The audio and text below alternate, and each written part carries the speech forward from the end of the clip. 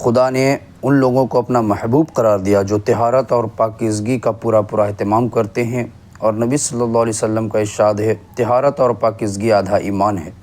یعنی آدھا ایمان تو یہ ہے کہ آدمی روح کو پاک و صاف رکھے، اور آدھا ایمان یہ ہے کہ آدمی جسم کی صفائی اور پاکی کا خیال رکھے۔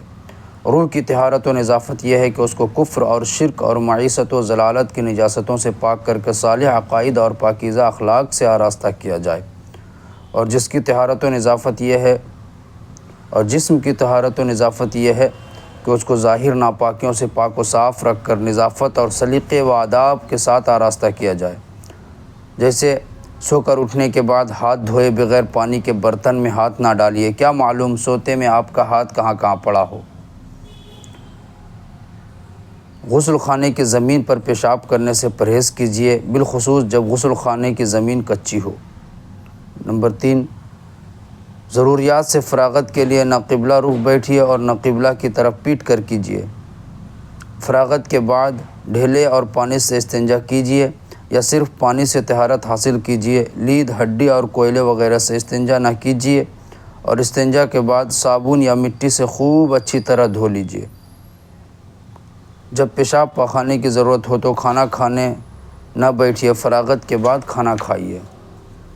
کھانا وغیرہ کھانے کے لیے دایاں ہاتھ استعمال کیجیے۔ وضو میں بھی دائیں ہاتھ سے کام لیجیے، اور استنجا کرنے اور ناپاک ناک وغیرہ صاف کرنے کے لیے بایاں ہاتھ استعمال کیجیے۔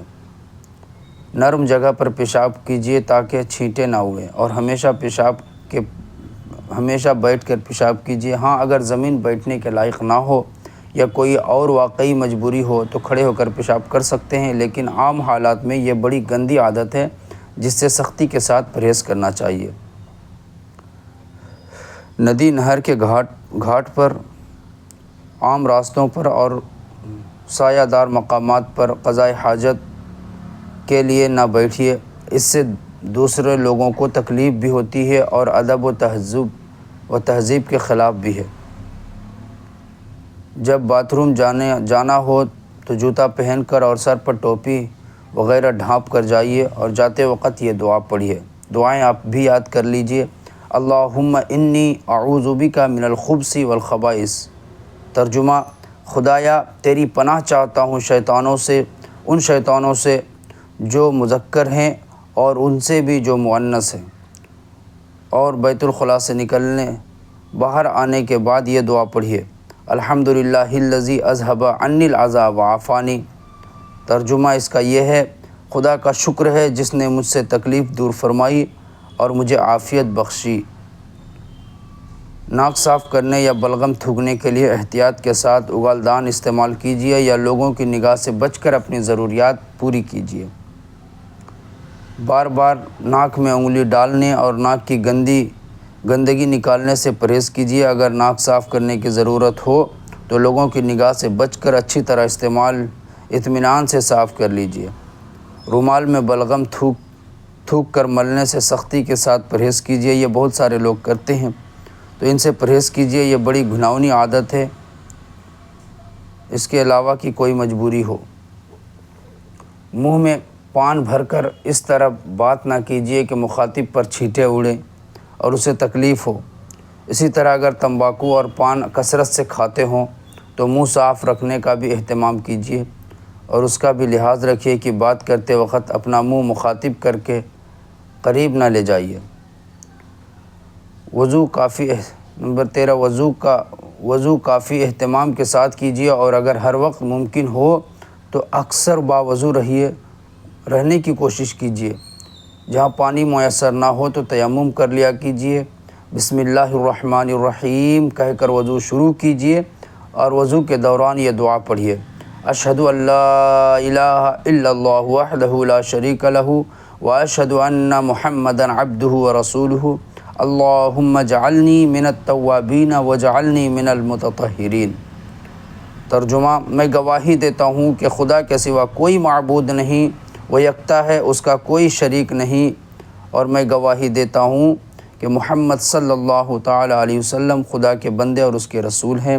خدایا مجھے ان لوگوں میں شامل فرما جو بہت زیادہ توبہ کرنے والے اور بہت زیادہ پاک و صاف رہنے والے ہیں۔ اور وضو سے فارغ ہو کر یہ دعا پڑھیے، سبحانک اللہم و بحمدک اشہد ان لا الہ الا انت استغفرک و اتوب الیک۔ خدایا تو پاک و برتر ہے، اپنی حمد و ثنا کے ساتھ میں گواہی دیتا ہوں کہ اللہ کے سوا کوئی معبود نہیں مگر تو ہی ہے، میں تجھ سے مغفرت کا طالب ہوں اور تیری طرف رجوع کرتا ہوں۔ نبی صلی اللہ علیہ وسلم کا ارشاد ہے، قیامت کے روز میری امت کی نشانی یہ ہوگی کہ ان کی پیشانیاں اور وضو کے اعضاء نور سے جگمگا رہے ہوں گے، پس جو شخص اپنے نور کو بڑھانا چاہے بڑھا لے، یعنی وضو زیادہ سے زیادہ کرے، وہ باوضو رہے۔ پابندی کے ساتھ مسواک کیجیے۔ نبی کا ارشاد ہے، اگر مجھے امت کی تکلیف کا خیال نہ ہوتا تو میں ہر وضو میں ان کو مسواک کرنے کا حکم دیتا۔ ایک مرتبہ آپ کے پاس کچھ لوگ آئے جن کے دانت پیلے ہو رہے تھے، آپ نے دیکھا تو تاکید فرمائی کہ مسواک کیا کرو۔ ہفتہ میں ایک بار تو ضرور ہی غسل کیجیے۔ جمعہ کے دن غسل کا اہتمام کیجیے اور صاف ستھرے کپڑے پہن کر جمعہ کی نماز میں شرکت کیجیے۔ نبی نے فرمایا، امانت کی ادائیگی آدمی کو جنت میں لے جاتی ہے۔ صحابہ نے پوچھا، یا رسول اللہ، امانت سے کیا مراد ہے؟ فرمایا، ناپاکی سے پاک ہونے کے لیے غسل کرنا۔ اس سے بڑھ کر خدا کا کوئی امانت مقرر نہیں کہ پس جب آدمی کو نہانے کی حاجت ہو تو غسل کرے۔ ناپاکی کی حالت میں نہ مسجد میں جائیے اور نہ مسجد سے گزریے، اور اگر کوئی صورت ممکن ہی نہ ہو تو پھر تیمم کر کے مسجد میں جائیے یا گزریے۔ بالوں میں تیل ڈالیے، کنگھا کرنے کا اہتمام کیجیے۔ داڑھی کے بڑھے ہوئے بے ڈھنگے بالوں کو قینچی سے درست کر لیجیے۔ آنکھوں میں سرما بھی لگائیے۔ ناخن ترشوانے اور صاف رکھنے کا بھی اہتمام کیجیے، اور سادگی اور اعتدال کے ساتھ مناسب زیب و زینت کا اہتمام کیجیے۔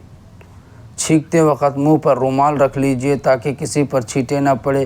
چھینکنے کے بعد الحمدللہ، خدا کا شکر ہے کہیے۔ سننے والا یرحمک اللہ، خدا آپ پر رحم فرمائے کہے، اور اس کے جواب میں یہدیکم اللہ، خدا آپ کو ہدایت بخشے کہیے۔ خوشبو کا کثرت سے استعمال کیجیے، کیونکہ نبی صلی اللہ علیہ وسلم کو خوشبو کو بہت پسند فرمایا کرتے تھے۔ آپ سو کر اٹھنے کے بعد جب ضروریات سے فارغ ہوتے تو خوشبو ضرور لگایا کرتے۔ تو میرے دوستو، یہ چند باتیں جو زندگی میں آدمی روز صبح و شام کرنے کے لیے ہمارے لیے بہتر ہے۔ اگر ہم ان تمام باتوں کو استعمال کریں گے تو ہماری زندگی گزارنے کے جو آداب ہیں وہ بہتر سے بہتر ہوتے جائیں گے۔ انشاءاللہ امید ہے کہ آپ ہماری ان تمام باتوں سے متفق ہوں گے اور ہم سب مل کر اس پر عمل کرنے کی کوشش کریں گے۔ اور ہمارے چینل پر آپ اگر نئے ہیں تو ہمارے اس چینل کو سبسکرائب کیجیے، ہمیں سپورٹ کیجیے، تاکہ میں آپ کو اسی طریقے کی روز مرہ کی زندگی میں چھوٹی چھوٹی باتیں عمل کرنے کے لائق جو ہمارے حق میں بہتر ہے، دنیا میں بھی اور آخرت میں بھی، اس کو عمل کرتے جائیں۔ السلام علیکم۔